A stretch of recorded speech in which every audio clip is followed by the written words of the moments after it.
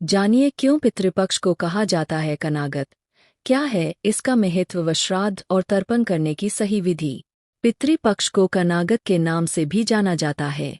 कनागत शब्द की उत्पत्ति कर्ण और आगत से हुई है। मान्यता है कि कर्ण को मरने के बाद भी अपने पितरों को अन्नदान करने के लिए पृथ्वी पर आना पड़ा था, इसीलिए इसे कनागत कहा जाता है। ज्योतिषीय दृष्टि से भी इस अवधि को कनागत कहा जाता है, क्योंकि इस समय सूर्य कन्या राशि में होता है। पश्चिम उत्तर प्रदेश के ज्यादातर जिलों में श्राद्ध को कनागत ही कहा जाता है। शास्त्रों में मनुष्य के 3 ऋण कहे गए हैं: देव ऋण, ऋषि ऋण, पितृ ऋण। इसमें से पितृ ऋण को श्राद्ध करके उतारना आवश्यक है। ब्रह्मा पुराण के अनुसार आश्विन मास के कृष्ण पक्ष में यमराज यमपुरी से पितरियों को मुक्त कर देते हैं और वे अपनी संतानों तथा वंशजों से पिंड दान लेने के लिए पृथ्वी पर आते हैं। सूर्य के कन्या राशि में आने के कारण ही आश्विन मास के कृष्ण पक्ष का नाम कनागत पड़ गया, क्योंकि सूर्य के कन्या राशि में आने पर पितृ पृथ्वी पर आकर अमावस्या पर घर के द्वार पर ठहरते हैं।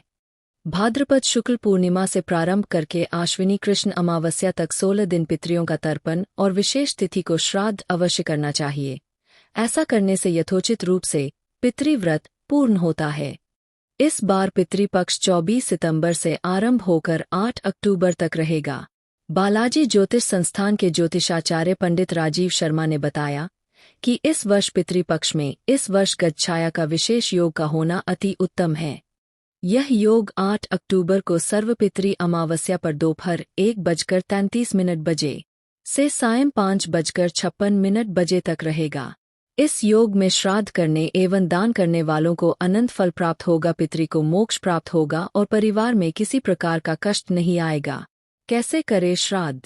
श्राद्ध पक्ष में श्राद्ध वाले दिन प्रातःकाल घर को स्वच्छ कर पुरुषों को सफेद वस्त्र एवं स्त्रियों को पीले अथवा लाल वस्त्र धारण करना चाहिए। श्राद्ध का उपयुक्त समय कुतुबकाल मध्याह्न होता है। भोज्य सामग्री बनने के पश्चात सर्वप्रथम हाथ में कुश, काले तिल और जल लेकर पूर्व दिशा की ओर मुंह करके संकल्प लेना चाहिए, जिसमें अपने पितरों को श्राद्ध ग्रहण करने के लिए इनका आवाहन करने और श्राद्ध से संतुष्ट होकर कल्याण की कामना करनी चाहिए। तत्पश्चात जल, तिल और कुश को किसी पात्र में छोड़ दे एवं श्राद्ध के निमित्त तैयार भोजन सामग्री में से पंचबली निकालें। देवता के लिए किसी कंडे अथवा कोयले को प्रज्वलित कर उसमें घी डालकर थोड़ी थोड़ी भोज्य सामग्री अर्पित करनी चाहिए। शेष जिनके निमित्त है उन्हें अर्पित कर देनी चाहिए। श्राद्ध के लिए पंचबली विधान के पश्चात ब्राह्मणों को भोजन करवाना चाहिए। तदोपरांत ब्राह्मणों को अपना पितृ मानते हुए तांबूल और दक्षिणा प्रदान करनी चाहिए और उनकी 4 परिक्रमाएं करनी चाहिए। साथ ही श्रद्धा के अनुसार उन्हें दान करना चाहिए। श्राद्ध काल में इन मंत्रों का जाप करना पितृदोष से शांति करवाता है। इन्हें श्राद्ध काल में प्रतिदिन 108 बार जप करना चाहिए। मंत्र: सर्व पितृ प्रसन्नो भवु, ऊह मोक्लिय सर्व पितृभ्यो स्वात्म सिद्धे उफट। धन अभाव में कैसे करें श्राद्ध। जिन व्यक्तियों के पास धन का अभाव रहता उन्हें भी श्राद्ध क्रम करना अनिवार्य होता है, क्योंकि सभी पितृश्वर इस समय की प्रतीक्षा करते हैं।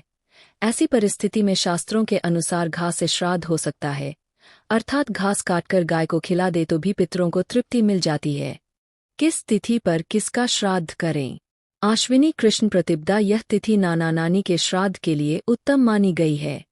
आश्विनी कृष्ण पंचमी इस तिथि में परिवार के उन पितरों का श्राद्ध करना चाहिए जिनकी अविवाहित अवस्था में ही मृत्यु हुई हो। आश्विनी कृष्ण नवमी यह तिथि माता एवं परिवार की अन्य महिलाओं के श्राद्ध के लिए उत्तम मानी गई है। एकादशी व द्वादशी आश्विनी कृष्ण एकादशी व द्वादशी को उन पितरियों का श्राद्ध किया जाता है जिन्होंने संन्यास ले लिया हो।